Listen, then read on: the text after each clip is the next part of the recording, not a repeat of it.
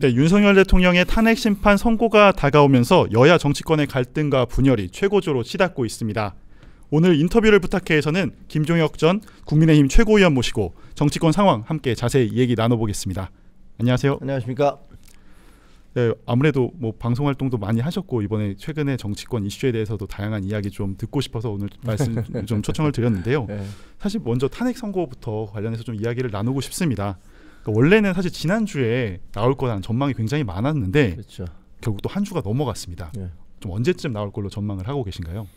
아니 뭐 이번 주에는 나오지 않을까 그렇게 생각을 해요. 일각에서는 뭐 어쨌든 4월 18일 날 그 재판관 2명이 떠나니까 네. 그 이전까지만 되면 되는 게 아니냐 이렇게 얘기하시는 분들도 있고, 또 국민의힘에서는 3월 26일 날 그 이재명 대표에 대한 2심 재판이 있기 때문에 예. 그 재판 이후로 나와야 된다 이렇게 주장하시는 분들도 있긴 합니다. 하지만 상식적으로 보면 그동안에 이미 그 최장 기간을 넘겼잖아요. 네. 박근혜 전 대통령 때 한 91일인가 그랬고 그다음에 그 노무현 대통령 때 60여일인가 그랬었죠. 그러니까 그런 거 따지면은 지금 이미 최장 기간을 넘기고 있어서 아마 이번 주쯤에는 결정이 되지 않을까. 그렇지 않으면 지금 그 불확실성 때문에 나라 전체가 지금 거의 냉동 상태잖아요. 네. 열전과 냉전이 계속되고 있는데, 예를 들면 대통령실은 탄핵돼 있기 때문에 아무것도 할 수가 없고 또 하지도 않고 있고, 대대행 체제가 굴러가고 있는데, 최근에 민간국가 지정을 둘러싼 논란에서부터 보시다시피 공무원들 사회가 이게 제대로 일을 하고 있는 거냐 이런 것들에 대한 우려도 있고요. 그런가 하면 한편에서는 지지와 반대, 탄핵 찬성과 탄핵 반대의 어떤 시위대들이 연일 주말이면 이 도심 한복판, 여기 동아일보가 있는 광화문도 마찬가지죠.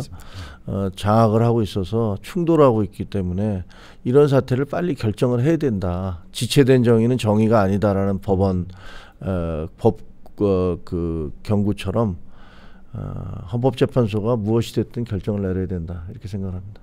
말씀하신 대로 정치권의 혼란과 여러 가지 국정 운영의 공백이나 이런 문제들이 계속 지적이 되고 있으면서 사실 빠르게 좀 탄핵 선고가 나와야 되는 것 아니냐라는 지적들도 있는데 뭐 위원님 보셨을 때 이렇게 좀 평의 과정이 굉장히 길어지고 있잖아요.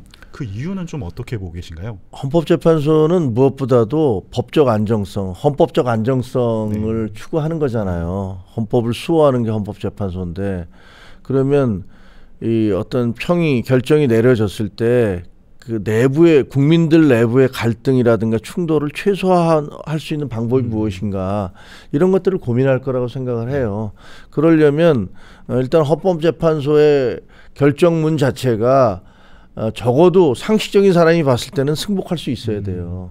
그러니까 그런 부분들에 있어서 재판관들이 머리를 짜내고 있을 것이다. 뭐 이런 생각이 들고요.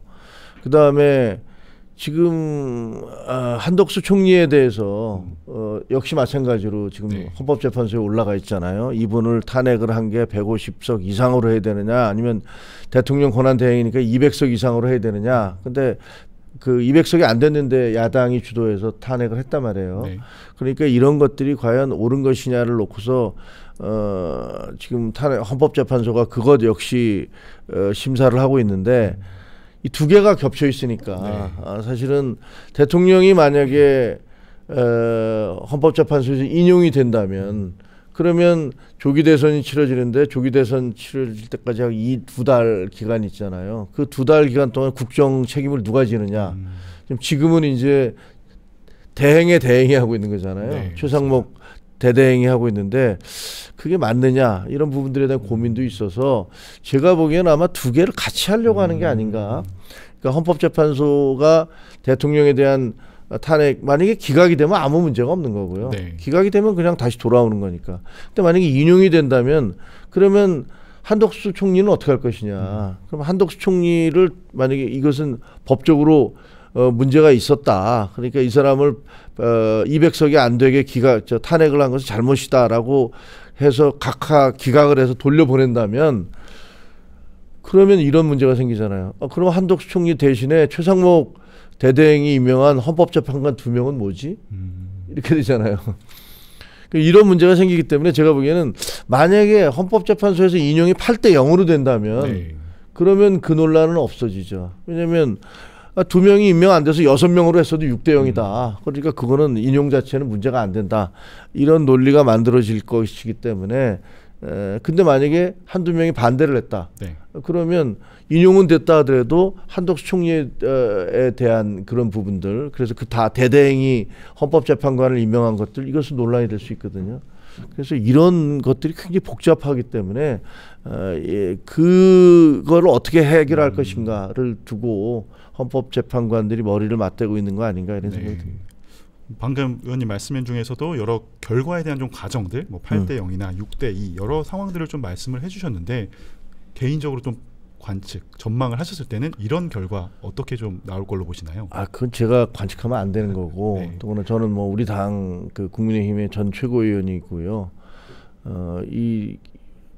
그 헌법 그러니까 대통령에 대한 탄핵을 인용해야 될 것이냐 기각해야 될 것이냐를 놓고서 이렇게 많은 분들이 길거리에서 저렇게 논쟁을 벌이고 있는데 충돌하고 있는데 제가 예단해서 말씀드리는 건 옳지 않고 단지 헌법재판관들이 정말 그 헌법을 수호하기 위한 최선의 방식이 무엇인지 이것들을 고민을 해서 결정을 해줬으면 좋겠다라고 생각합니다.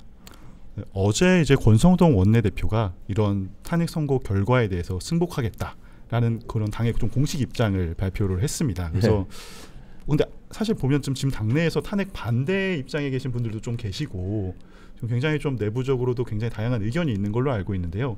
이러한 좀 원내대표의 입장에 대해서는 좀 어떻게 보고 계신가요? 아니 근데 헌법재판소가 어떤 결정을 내리든 승복해야 된다는 것은 그거는 뭐 선택의 문제가 아니잖아요. 그건 당위의 문제잖아요. 대한민국 헌법 하에서 국가가 세워져 있고 그다음에 정당이 만들어져 있는 건데 정당의 지도자가 대표가 대통령을 포함해서 누구도 헌법재판소의 결정을 나는 인정 못하겠다 이렇게 얘기한다면 대한민국은 무법천지가 되는 거죠. 뭐 예를 들면 죄를 지은 그 어떤 피의자가 혹은 피고인이 뭐 판사가 결정 내리는 거 징역 2년? 당신이 뭔데 그 결정을 해? 나는 못 받아들여. 라고 얘기를 한다면 대한민국이 유지될 수가 없겠죠. 그리고 무슨 뭐 어떤 사기를 친 사람이 벌금을 내라고 그랬더니 내가 그걸 왜 내야 돼? 나 세금 납부하고 싶지 않아. 뭐 이렇게 얘기한다면 대한민국이 굴러갈 수가 없잖아요. 그러니까 적어도 뭐 대한민국을 무정부 상태로 만들려고 하는 의도가 없다면 그것은 뭐 권성동 원내대표가 됐든 권영세 비상대책위원장이 됐든 아니면 이재명 민주당 대표가 됐든 누구든 헌법재판소의 결정을 승복한다라고 얘기하는 것은 너무나 당연한 거고 저는 대통령도 당연히 나는 승복한다라는 말씀을 하셔야 된다라고 생각해요. 지금은 그 석동현 변호사가 우리 당연히 승복한다라고 지난달에 얘기했을 거예요. 그렇게 얘기했지만 뭐 대통령으로부터는 공식적인 얘기가 나오고 있지는 않은데 저는 뭐 대통령이 뭐 말씀을 하지 않아도 당연히 어떤 결정이 내려지든 본인에게 설사 파면이라는 그런 결정이 내려져도 그건 따라갈 수밖에 없다 이렇게 생각합니다. 먼저 뭐 대통령 승복에 대한 말씀도 해주셨는데 그 전에 좀 드리고 싶은 질문 중에 하나가 어쨌든 당 내에 많은 특히 친윤계 쪽 의원들이 지난 뭐 주말 집회 때도 이제 탄핵 찬성 집회나 이런 데 가가지고 굉장히 탄핵에 대해서 조금 어쨌든 탄핵을 이제 반대하는 입장에서 어쨌든 탄핵에 대한 승복을 할 수 있을까 만약에 인용이 나온다면 이런 좀 생각이 들게끔 발언을 하시는 분들도 꽤 많았는데요.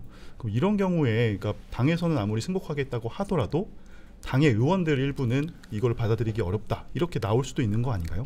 그렇게 못 나올 거라고 봐요. 빠른 속도로 정리될 거라고 봅니다. 그러니까 그건 본인들도 어떤 법적 체계에 의해서 선거에 뽑힌 분들이잖아요. 그러면 그 부정선거도 마찬가지잖아요. 이렇게 다 부정선거였다 그러면 지금 뽑힌 사람들은 뭐예요? 그럼 다 우리 부정선거니까 그만둬. 적어도 국민의힘에서 그런 주장을 하려면 나는 부정선거로 뽑힌 사람이니까 나부터 의원직 내버리겠다라고 얘기하면서 부정선거론을 얘기하는 게 그게 정당한 거 아니에요? 만약 부정선거로 우리나라 대한민국의 국회가 지금 구성돼 있다면 그 국회는 있으면 안 되는 조직이잖아요. 근데 그렇게는 얘기 안 하잖아요. 당선된 사람들은 자기가 부정선거로 뽑혔다라는 얘기는 절대 안 해요. 그러니까 그 얘기는 부정선거를 저질렀지만 내가 당선됐을 정도로 나는 인기가 높았다라고 뭐 생각을 하셔서 그런지는 모르지만 글쎄요. 그 부정선거론이 말이 되지 않듯이 저는 헌법재판소에서 어떤 결과가 나왔을 때 그거를 나는 인정을 못하겠다라고 주장을 하신다면 저는 그분은 절대로 그 다음에 그 선거에서 뽑힐 수 없을 거라고 생각을 해요. 그 유권자들이 가만 놔두겠습니까? 네. 당신은 헌법도 위배하겠다는 사람인데 우리가 당신을 왜 찍어줘야 돼? 이런 생각을 할 거 아니에요. 그러니까 그거는 저는 가능한 얘기가 아니라고 생각하고요. 아마 빠른 속도로 정리될 것이다 그렇게 봅니다. 앞서 말씀하셨던 윤 대통령의 이런 탄핵 결과에 대한 반응도 굉장히 좀 주목이 되고 있습니다. 그래서 물론 이게 기각이 된다면 당연히 직무 복귀를 하실 텐데 만약에 이게 인용이 된다면 좀 어떤 반응이 좀 예상되시나요? 대통령이요? 예. 글쎄요. 대통령이 만약에 인용이 돼서 민간인으로 돌아오면 아마도 장외 집회 같은 데 계속 나오지 않겠느냐. 직접이요? 예. 그런 얘기들이 있었잖아요. 네. 그런 관측이 있었어요. 그래서 차기 후보도 차기 대통령 후보도 본인이 지명하려고 할 것이고 심지어는 농담이지만 대통령이 아마 국민의힘의 당대표로 오려고 하지 않겠느냐. 그리고 뭐 김건희 여사는 출마를 하지 않겠느냐. 뭐 이런 온갖 설들이 난무를 했잖아요. 근데 저는 그렇게 되게 어려울 거라고 봅니다. 왜냐하면 대통령은 만약에 인용이 돼서 본인이 이렇게 민간인이 되면 네. 그 재판이 계속 진행 중이잖아요. 내란 재판도 진행 중이고 그 다음에 다른 대통령이 아니면 다른 그 수사도 가능해요. 예를 들면 공직선거법 위반도 지금 네. 명태균과 관련해서 여러 가지 논란이 되는데 지금 증거로 보면은 위반한 게 분명하잖아요. 대통령과 부인이 선거에 그 공천하는데 개입을 했단 말이에요. 그럼 그거 이미 온 국민이 다 알고 있는데 검찰에서 그거 인지 수사도 가능해요. 네. 그러면 그걸 가지고 여러 가지 수사, 직권남용이라든가 공직선거법 위반이라든가 뭐 내란죄라든가 이런 것들이 다 수사를 받고 있기 때문에 이 혐의 자체가 하나도 가벼운 게 없어요. 굉장히 어렵고 힘든 그런 과정을 거쳐야 되는데 그럼 민간인이 된 대통령의 입장에서는 본인이 어떻게 살아남을 수 있을까? 네. 이게 가장 큰 문제잖아요. 만약에 내란죄가 사실 그걸 인정을 받으면 내란 우두머리는 사형과 무기밖에 없어요. 그럼 무기징역 선고 받을 거 뻔한 거 아닙니까? 네. 만약에 인정이 된다면. 그러면 대통령 지금 전직 대통령 윤석열 전직 대통령이 된다면 그분 입장에서는 야, 내가 어떻게 여기 평생을 죽을 때까지 감옥에 있을 수는 없으니까 정치적으로 나를 좀 해결해 줘야 된다. 이렇게 생각할 거 네. 아닙니까? 주장을 할 거고 그러려면 민주당이 정권을 잡으면 그것은 난망하다고 보겠죠. 그럼 어떻게 해서든지 정권 재창출을 해야 되잖아요. 네. 그래서 아마 지난번에 관저에 왔던 국회의원들한테도 꼭 정권 재창출을 해달라고 얘기. 그때는 이제 본인이 바로 구속되면 못 나올 거라고 생각했겠죠. 그러니까 그렇게 얘기를 하셨는데, 근데 문제가 뭐냐면 정권 재창출을 해야 되는데 본인이 만약에 나가서 어떤 후보, 야, 이 후보 손들어 줄게라고 손들어 주잖아요. 네. 그 국민들이 보면서 뭐라 그러겠습니까? 야, 자기가 탄핵당한 사람이 다음 자기 차기 정권을 또 자기가 임명하겠다고 나서 굉장한 후폭풍, 역풍이 불 겁니다. 왜냐면 역대로 그 대선에서 집권당에서 대통령과 각을 세우지 않고 차기 대통령이 된 사람이 없어요. 그렇죠. 네. 어느 국민들도 이 대통령의 아바타 똑같은 사람, 이 대통령이 지명해주는 2인자를 다시 대통령으로 뽑고 싶은 사람은 아무도 없습니다. 네. 뭔가 새로운 시대 정신을 반영하는 사람이 나와주길 바라는 거 아니겠어요? 그렇기 때문에 만약에 윤석열 대통령이 실제로 길거리에 나와서 자기 지지자들에게 어떻게 보면 선동이잖아요, 그게. 뭐 연설을 하고 막 이렇게 해서 그걸 결집하려고 하면 일단 언론이 가만히 있지 않을 것 네. 같아요. 일단 보수 언론도 야, 이건 말이 안 된다라고 비판을 할 것이고 극소수의 유튜버들, 강성 유튜버들만 뭐 환호하겠지만 그건 뭐 얼마 안 되지 않습니까? 그래서 저는 이 두 가지 딜레마에서 네. 하나는 내가 실제로 영향을 미쳐서 내가 지명하는 사람을 차기 대통령 후보로 지명하거나 당을 내가 완전히 장악하고 싶다라는 그런 욕구와 그다음에 이거 잘못하면 이 재판에서 내가 유죄가 확정이 되면 나는 굉장히 힘든 상황이 되는데 이걸 정치적으로 풀어야 되는데 라는 어떤 그런 자기의 이해관계가 걸린 문제들 이 두 가지 문제를 놓고 굉장히 고심을 할 텐데 네. 결국은 자기 이해 쪽으로 갈 것이다. 그렇게 생각합니다. 어떤 뭐 가정의 상황이긴 하지만 그렇게 인용 결과가 나왔을 때 윤 대통령의 대응을 지금 말씀해 주신 거잖아요. 그렇습니다. 근데 그럴 경우 사실 당의 상황이 굉장히 입장이 말씀드린 대로 딜레마의 상황에 처할 걸로 예상이 돼요. 사실은 윤 대통령의 어쨌든 지지 세력을 이제 등한시할 수도 없는 상황이고 그렇다고 말한 대로 윤 대통령이 계속 주도권을 가지고 갔을 때 이게 대선에 미칠 영향을 되게 무시할 수가 없을 텐데요.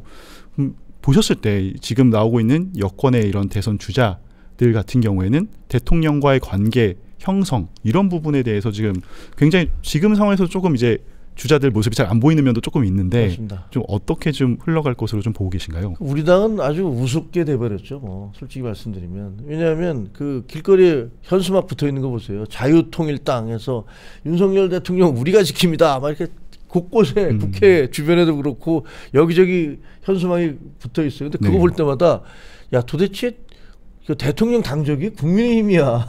국민의힘이었어. 자유통일당이었어. 이런 생각이 들어요. 그리고 실제로 대통령 그 탄핵 반대 시위에 나가는 상당 부분들이 정광훈 목사님을 중심으로 해서 그분들의 자유통일당 사람들이 매우 강력하고 열렬하게 대통령을 지지하고 있는 모습이잖아요. 그래서 우리 당은 점점 입지가 좁아들고 있는 것 같아요. 그러니까 거기에 사람들이 확 쏠려가니까 당에 있는 의원들 중에 상당수가 그러면 우리도 저기에 편승해야겠다라고 생각을 해서 시위에 가서 뭐 그 우리 저 강사 일타 강사인 전한길 씨하고 어떻게 해서라든지 사진을 찍으려고 막 가서 사진도 찍는 그런 모습을 연출하기도 하고 그다음에 뭐 저 시위에 나갔어요 인증샷 쏴서 돌리기도 하고 뭐 이러고 있잖아요. 근데 이게 지금 어떻게 보면 자통당과 구별이 다 없어졌어요. 그래서 그 이전까지만 해도 자통당에 대해서 저 정당이 주장하는 걸 우리가 따라갈 수는 없다. 이렇게 얘기를 했었는데 지금은 구별이 뭐지? 이런 생각이 드는데 뭐 전 세계 어느 나라든지 다 마찬가지지만 극우나 극자는 다 있어요. 그리고 뭐 종교적으로도 저는 뭐 지금 정광훈 목사나 손현보 목사나 이런 분들이 이 기독교계의 메인스트림, 그러니까 주류라고는 전혀 생각하지 않거든요. 실제로 또 거기에 대해서 어제 그 순복음 교회에서 그 이영훈 목사님이 설교하면서도 분열에 대해서 통렬히 지적을 하셨었잖아요. 근데 어떻게 보면 교회가 나서서 이 분열을 이렇게 막 공격, 뭐 누구를 공격하고 뭐 상징적으로 지난번에 서부지원에 난입했던 그런 사람들 중에서 상당 여러 명이 몇 명인지 정확히 제가 수치를 모르겠는데 그 사랑제일교회 그 정광훈 목사의 사랑제일교회 무슨 특임 전도사인가 하는 사람들이 거기 막 들어가 있었잖아요. 전도사라는 사람들이 그 법원에 들어가서 난입을 해서 폭력행위를 한다. 이건 기독교가 생각할 수 있는 건가요? 기독교는 사랑 아닌가요? 용서고. 근데 그런 걸 보면 도저히 이해가 안 되는데 그런 일들이 막 벌어지고 있어서 그 정광훈 목사가 주장하는 그런 논리들이 기독교의 일반적인 논리라고는 전혀 생각하지 않습니다. 근데 거기에 이렇게 종교에서도 그런 극단적인 부분들이 있고 또 이데올로기적으로도 그 한쪽으로 너무 쏠려가는 그런 부분들이 있는데 그걸 우리 당이 받아들일 수 있다? 저는 그렇게 생각하지 않습니다. 우리 당은 그 존재 이유가 그러면 사라지는 거잖아요. 그것 때문에 지금 권성동 원내대표나 권영세 비대위원장도 공개적으로 공식적으로 집회에 참석하는 그런 행동을 안 하고 있는 것 같아요. 굉장히 어정쩡한 모습이죠. 거기 이렇게 딱 절연을 해야 되는데 그러니까 애초에 윤석열 대통령이나 김건희 여사하고 절연을 하자. 그리고 우리 당은 비상계엄에 반대한다는 입장을 명확히 밝히고 탄핵은 헌법재판소에 맡기고 우리 당은 우리 당의 논리와 주장으로 민주당과 싸우자. 이런 게 한동훈 전 대표의 주장이었죠. 근데 그거는 받아들여지지 않았고 한동훈 전 대표와 저를 포함한 지도부는 쫓겨났으니까. 그래서 지금 현재의 지도부가 있는데 현재의 지도부가 내세우고 있는 정책이라든가 가치는 없잖아요. 그냥 윤석열 대통령에 대해서 어정쩡한 태도를 계속 취하면서 뭐 이렇게 좀 지원하는 것 같다가 또 그것도 아니면 발을 좀 뺐다가 뭐 이러고 있는 모습이어서 이게 과연 얼마나 효율적일까 그리고 얼마나 국민들로부터 장기적으로 지금 당장 열병 상태에서 어떻게 보면 약간 열병 상태니까 열병에 빠진 그런 상태니까 뭐 지지를 받을 수 있지만 냉정하게 시간이 좀 지나면서 이게 과연 유지 가능할까 네. 그런 생각이 있어요. 네, 방금 말씀해주신 부분 중에 어쨌든 지금 소위 말하는 그런 극단적인 좀 보수 성향 그런 극우라고 저희가 표현하는 세력들의 목소리가 좀 어떻게 보면 좀 과대 대표되는 성향도 좀 있어 보이는데 네. 말씀하신 대로 이게 만약에 조기 대선으로 가게 된다면 사실은 좀 말씀하신 절연의 필요성도 있을 텐데 사실은 지금 이 상황에서 일종의 모드 전환이 한 번에 될 수 있을지 그게 상당히 어려울 거라고 보이는데 좀 방안이 그러니까 의원님이 보시는 좀 방안이 있을까요? 우리가 이제 일반적으로 극우라고 얘기하는 분들은 그냥 일반적인 우익, 좌익과 극우, 극좌를 나누는 그 기준은 폭력이잖아요. 폭력도 괜찮다고 하면 극우예요. 폭력도 괜찮다고 하면 극좌고. 근데 대개의 경우 그 사회과학적으로, 정치학적으로 보면 극좌는 인텔리겐차, 그러니까 좌파 중에서 가장 지식분자들 중에서 그 도그마에 빠진 사람들이 테러리스트로 가는 게 그게 일반적인 유형이잖아요. 네네. 뭐 붉은 여단이라든가 뭐 적군파라든가 이렇게 해서 지식인들끼리 모여서 완전히 우리는 이 세상을 바꾸려면 폭력이라도 하자 그래서 자기들끼리 테러 집단을 만드는 게 그게 일반적인 형태예요. 극좌의 일반적인 형태예요. 극우의 일반적인 형태는 폭동이에요. 극우의 일반적인 형태는 대다수의 그 사람들에게 선동가가 나타나서 그 사람들을 선동을 해서 폭동으로 가는 거 이게 극우거든요. 근데 지금 현재 우리나라에서 벌어지는 이 모습들을 뭐 다 극우라고 얘기할 수는 없죠. 근데 이분들이 주장하는 것 중에서 옳은 주장도 있어요. 그 민주당이 탄핵 이후에 밀어붙인 탄핵 안이라든가 줄탄핵 논의라든가 이런 거 보면 아니 도대체 국가를 완전히 무정부 상태로 만들려는 거야? 라고 하는 거기에 대한 반발. 네. 그럼 이재명 대표 당신은 깨끗해? 라는 그것들에 대한 거부감. 이런 부분들은 아마 정당한 거라고 생각이 되어져요. 근데 나머지 부분들은 또 상당 부분은 가짜 뉴스에 의해서 추동된 거잖아요. 뭐 우리나라는 부정선거로 다 당선된 사람들이야. 그리고 중국의 간첩들이 와서 전 세계의 부정선거를 여기서 총괄 지휘하고 있어. 그래서 그거를 계엄군과 미군이 함께 검거를 해서 오키나와로 압송을 했어. 말도 안 되는 만화 같은 얘기들을 하고 앉아 있는 거거든요. 근데 그런 부분들에 예를 들면 한 5% 선거 관리가 부실했다는 것과 선거 부정을 그러니까 합쳐서 이거를 일치시켜서 선거 부실 관리가 있었던 게 분명한데 그거를 가지고서 그리고 이제 선관위가 문제가 많은 조직이었고 선관위에 그 채용 비리 같은 것들이 있었던 게 분명하지만 그렇다고 해서 그것을 선거 부정이 있었다는 논리로 비약하는 건 말이 안 되는 거거든요. 근데 그걸 이렇게 연결시켜서 사람들을 가짜 뉴스로 현혹을 하죠. 그리고 증오심 같은 걸 어마어마하게 불어넣잖아요. 예를 들면 저는 이제 보면서 한동훈 대표에 대한 가짜 뉴스들을 보면 어이가 없어서 기가 막힐 지경인데 그런 오늘 아침에도 봤어요. 오늘 아침에도 뭘 봤냐면 어떤 분이 여러 명 있는 단톡방에다가 어제 한동훈이가 그 순복음교회 가서 이영훈 목사님을 만났는데 이영훈 목사님으로부터 박살이 났습니다.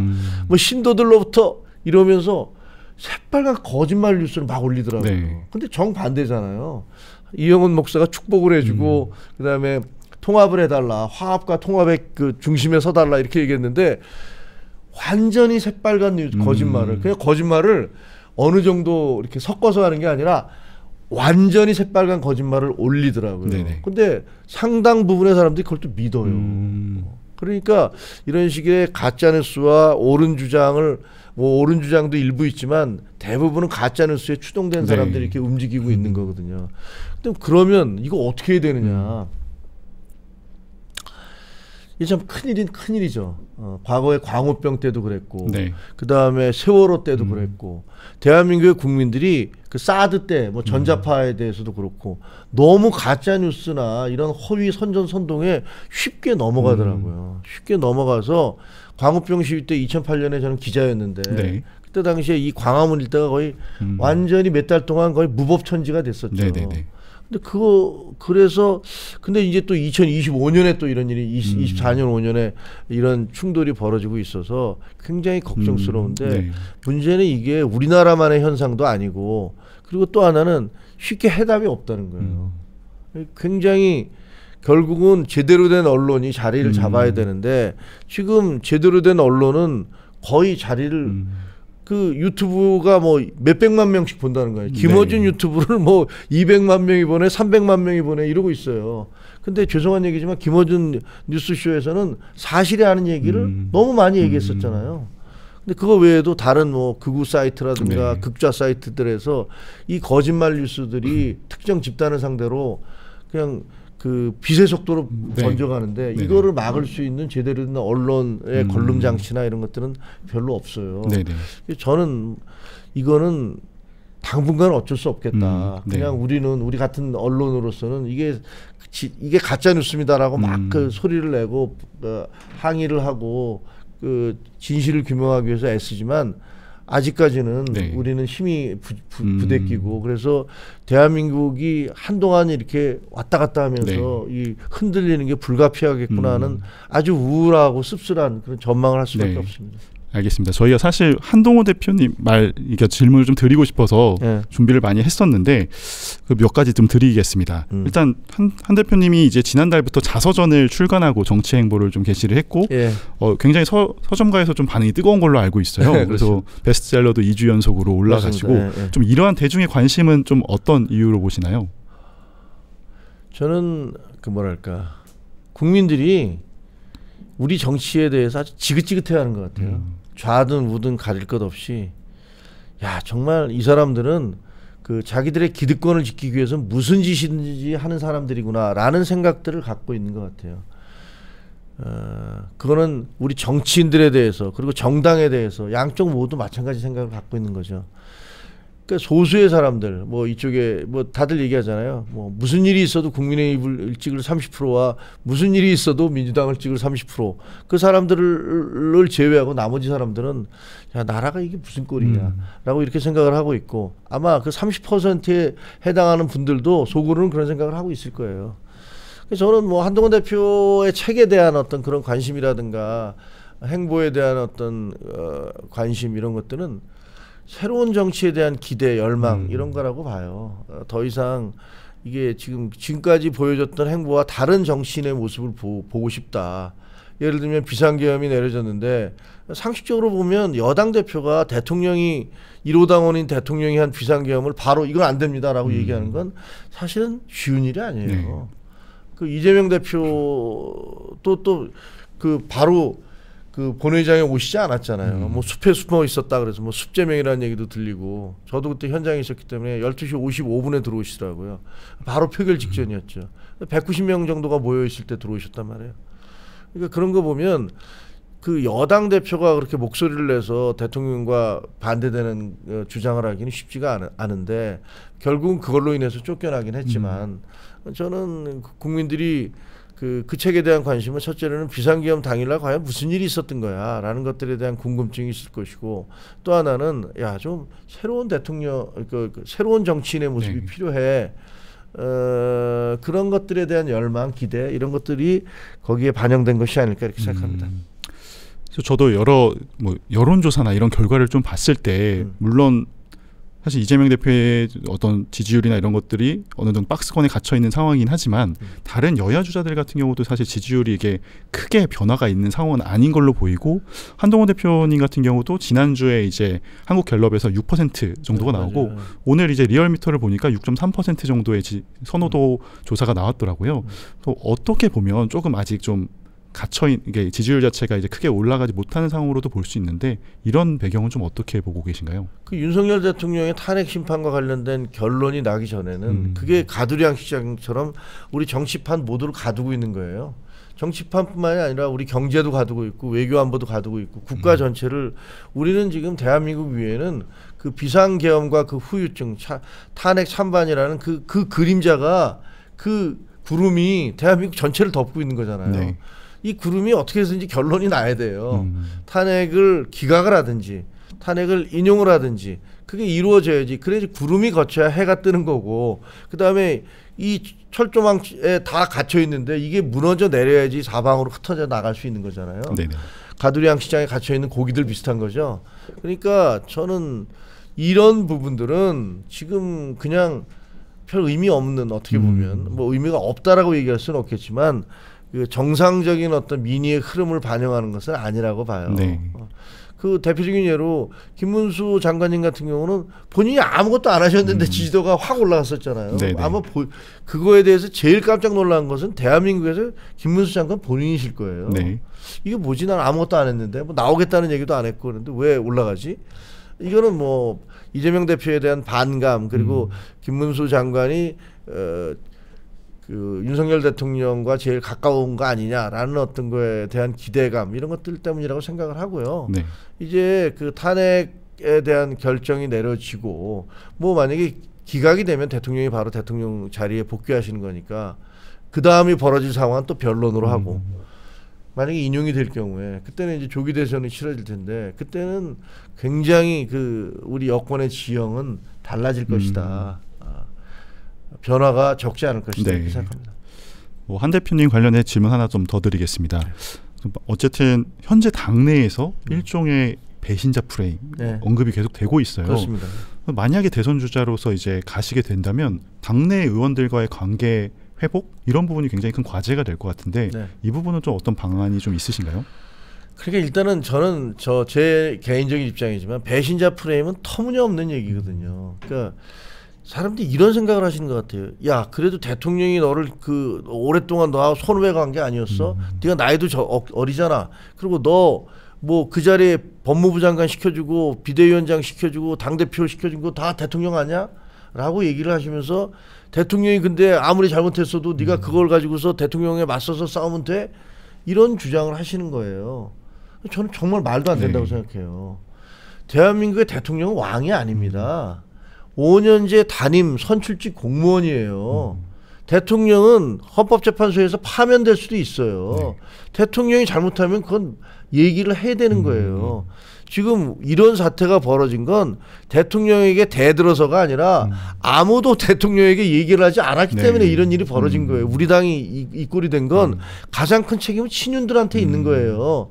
대통령과 만나서 술 먹었다는 얘기만 하고 대통령에게 이건 안 됩니다라고 얘기하지 않았던 사람들, 당대표들 이런 분들이 지금 우리 당을 이렇게 만들어 놓으신 거라고 저는 생각해요. 그리고 배신자라고 그러는데 아니 대통령이 그 책에도 나와 있잖아요. 법무부 장관을 하고 있는 사람한테 갑자기 그 비서관이 와서 당신 말이야 그 대통령이 그만두라고 왜 그만둡니까? 그러니까 아이 그냥 그렇게 얘기하면 안다고 이렇게 얘기했는데 알고 봤더니 김건희 여사에 대해서 뭐 총선이 끝난 다음에 그 특검이 있을 거다라는 얘기가 그날 아침에 뭐 조간신문에 크게 났는데 그거를 한동훈 법무부 장관이 얘기한 걸로 오인을 해서 대통령 물러가라. 그 자리에서 물러가라. 이렇게 얘기를 했다가 나중에 김건희 여사가 2시간 뒤인가 문자 보내서 우리가 잘못 알았다고 미안하다고 그대로 있으라고. 근데 그런 걸 이렇게 보면은요. 아니 법무부 장관은 물러나고 말고 하는 것들을 김건희 여사가 결정합니까? 김건희 여사가 그냥 그 자리에 있으세요라는 거를 김건희 여사가 문자로 통보하는 나라입니까? 지금 말이 안 되는 소리를 하고 있는 거잖아요. 그리고 비대위원장이 됐을 때도 비대위원장이 된 다음에 그만두라는 얘기를 얼마나 많이 하셨어요. 그리고 이거 의정 갈등도 이렇게 가면 안 됩니다. 그리고 그 호주 대사 전 국방장관 보내는 것도 아닙니다. 그렇죠. 계속 얘기를 했지만 하나도 안 들어주셨잖아요. 그리고 당대표 선거에 나갔을 때는 대표가 안 되도록 하기 위해서 심지어는 여사가 문자까지 공개를 해서 익심 논란이라는 걸 만들어냈어요. 그거 누가 공개했겠습니까? 여사하고 두 사람 사이에 오간 문자를. 근데 그런 거 보면 대통령이 계속 너를 키워줬는데라고 얘기하는 건 사실은 사실관계가 전혀 부합하지도 않거니와 그 다음에 대통령에 대해서 이야기하고 잘못한 것을 지적하는 것들을 할 수 없다면 왕조 국가에서 살아야죠 우리는. 그 말이 안 되는 주장을 하시는 것 같아요. 그래서 저는 그 배신자론이라는 건 말도 안 되는 주장이다라고 생각을 하지만 그러나 이게 대한민국에서는 아주 독특한 그런 정치 문화 혹은 뭐 우리 일반적인 문화에도 그런 게 있기 때문에 그것을 또 부인할 수도 없어요. 있는 거는. 그러나 그렇다고 해서 그게 저는 배신자 아닙니다 이렇게 얘기하고 다닐 수도 없는 거잖아요. 저는 이거를 돌파하는 방법은 결국은 새로운 정치, 그리고 우리 대한민국의 미래, 정치의 새로운 모습, 그리고 한동훈 대표가 자기가 제시할 어떤 여러 가지 정책 어젠다들 이런 것들을 내놓음으로써 판을 바꿔야 된다고 생각을 해요. 네네. 그런 식의 아주 전근대적이고 봉건적인 배신자론, 비판할 게 없으니까 너 배신자야라고 그분들 만나서 얘기해 보면 논리적 근거가 하나도 없어요. 제대로 5분 이상 얘기하지 못하시더라고요. 네. 그런 주장들을 하시는 분들이 그냥 할 얘기 없으니까 배신자 이렇게 얘기하고 있는 거예요. 네네. 그러니까 그런 부분들에 같이 얽혀 들어갈 필요는 없다라고 생각을 해요. 그저 어떻게 하면 대한민국을 지금의 형태가 아니라 정말로 희망과 미래가 있는 대한민국으로 만들 수 있을 것인가, 이런 이야기들을 해야 된다고 생각을 해요. 그걸 통해서 돌파해야 되고, 그리고 만약에 국회의원들이 뭐 지금 현재 여러 가지 지역 구민들의 눈치나 이런 것들 때문에 지금 주저주저 하고 계신 거 있잖아요. 근데 저는 따로들 만나 뵈면 대부분 다 대통령이 비상계엄이 괜찮다라고 얘기하는 국회의원은 정말 있겠지만 저는 못 만나봤어요. 다들 말이 안 되는 일을 했지라고 얘기하고 대통령이 책임져야 되지. 근데 지역 구민들이 저렇게 난리니 내가 어떻게 이렇게 얘기하신다고요. 그러니까 저는 이게 결정이 내려지고 나면 구름이 거치고 이 그 가두리 양시장의 철조망이 그 개방되고 나면, 그러면 다른 변화, 큰 변화가 있을 것이다 이렇게 생각합니다. 말씀해주신 대로 탄핵 선고가 나온 뒤에 굉장히 국민의힘 내부 상황도 많이 좀 바뀔 걸로 많이 예상이 바뀌겠죠. 되네요. 예. 뭐 대통령과의 관계를 어떻게 해야 될 것이냐. 그다음에 우리 선거, 일단 정당이라는 것은 선거에서 이기는 것이 목표인 조직인데, 그럼 민주당과의 관계는 어떻게 해야 될까? 민주당과 맞서서 어떻게 싸울 것이냐, 누가 가장 경쟁력 있는 후보냐, 중도층을 어떻게 끌어올 것이냐, 이런 부분들 고민하겠죠. 네네. 저희 현안 관련해서 또 하나 좀 질문을 좀 드리고자 합니다. 사실 지금 오늘자 일면에서도 이제 미국 에너지부의 이제 민감국가 지정이 굉장히 좀 큰 논란이 되고 있는데, 사실 많은 좀 지적들이 있는데 그 중에 하나가 1월에 지정이 됐는데 2달여 동안 이거를 파악조차 못한 정부의 무능, 이 부분에 대한 지적들도 있습니다. 이 부분 좀 어떻게 보고 계신가요? 굉장히 문제가 많은 거죠. 1월 달에 됐다는 거 아니에요? 네. 근데 여태까지 뭐 2달 동안 모르고 있었다는 거 아니에요? 그리고 뭐 그 국회에 와서 답변한 거 보니까 동문서답하고 앉았었더라고요. 야, 이게 국가의 기강이라는 게 정말로 흐트러졌구나. 그리고 이 국가가 비상계엄 이후에 거의가 무슨 뭐 대혼란의 소용돌이 속에 빠져 들어가서 여든 야든 지금 관심이 있는 게 탄핵밖에 없잖아요. 이 트럼프가 등장한 이래로 국제 질서가 정말 요동을 치고 있고, 그다음에 경제도 마찬가지고 주식시장도 마찬가지고, 이거 정말 우리가 해결해야 될 과제가 한두 가지가 아닌데 여야 정치인들과 그 강성 지지자들은 그냥 길거리 나가서 탄핵 찬성, 탄핵 반대 이것만 외쳐대면서 뭐 자기들끼리의 잔치를 벌이고 있는 거죠. 이 배가 침몰하고 있는데 그 배 구멍 뚫린 배를 막을 생각을 하지 않고 선상에서 파티만 벌이고 있는 거하고 거의 마찬가지예요. 아니면 선상에서 양쪽으로 나뉘어서 패싸움만 벌이고 있는 것과 마찬가지잖아요. 이거 굉장히 심각한 상황이에요. 이거는 아마 대통령이 기각이 돼서 대통령 자리로 돌아가든가, 아니면 다시 그 인용이 돼서 대선 전국에 들어가든가, 이 공무원 조직의 문제들, 그리고 우리가 지금까지 해왔던 이 국정을 운영하는 분들의 어떤 체계라든가 대통령실의 구성이라든가, 이런 모든 것들이 사실은 재점검돼야 돼요. 저도 지켜보면 과거에는 공무원들이 굉장히 유능한 조직이었잖아요. 근데 요즘 그런 생각이 드나요? 안 들거든요. 특히 여당 같은 경우는 야, 뭐 보수는 뭐 좀 부패했어도 굉장히 능력 있는 집단이야, 이런 얘기 들었었어요. 제가 기자할 때만 해도 그랬어요. 제가 와서 보니까 그런 유능한 정치인들이나 유능한 공무원들 거의 찾아보기 힘들더라고요. 그렇게 돼버렸어요. 나라가. 그럼 야당은 그래도 저 사람들은 도덕적이고 깨끗하고 양심적인 사람들이야 라는 게 야당에 대한 평가였어요. 진보에 대한 평가였어요. 지금 그런가요? 더 부패한 거 아닙니까? 여러 가지 사건, 성추행 사건 얼마나 많이 벌어집니까? 야당 내에서. 얼마나 많이 부정부패, 돈봉투 돌리는 거, 이게 보면은 여든 야든 가릴 것 없이 나라가 총체적으로 이게 정말 낡고 부패하고 그리고 그런 것들을 정치인들이 앞장서서 하고 네네네. 있고 뭐 이런 상태가 돼버린 거예요. 그러니까 아까 뭐 말씀드린 대로 새로운 정치에 대한 갈망, 기다림 이대로는 안 되겠다. 네. 그런 것들이 저는 이번 탄핵 사태를 거치면서 비상계엄 사태를 거치면서 우리 국민들 사이에서 마음속에서 구체적으로 표현을 하고 있지 않지만 그런 것들이 차츰차츰 쌓여가고 있다고 생각을 하고 그런 것들이 드러나야 제대로 드러나야 대한민국의 어떤 대한민국 호라는 이 거대한 배의 방향이 제대로 잡힐 것이다 이렇게 생각합니다. 네. 말씀하신 대로 여야는 지금 이 상황에서도 계속 좀 책임 공방을 지금 벌이고 있습니다. 그렇습니다. 그러니까 여당 쪽에서는 이제 어쨌든 야당의 탄핵 남발 이런 부분이 국정의 어떤 공백을 불러왔다 이런 지적들이 나오고 있고요. 야당에서는 반대로 일종의 윤 대통령과 여권 인사들의 핵무장론이 이런 거에 배경이 되었다라는 또 주장을 하고 있어요. 이런 핵무장론에 대한 좀 책임론은 좀 어떻게 보고 뭐가 계신가요? 답인지는 잘 모르겠어요. 예. 왜냐하면 미국에서 왜 예. 그랬는지 뭐 환경부 쪽에다 물어봤더니 우리도 잘 모르겠다 네. 그런다는 거 아니에요. 네네네.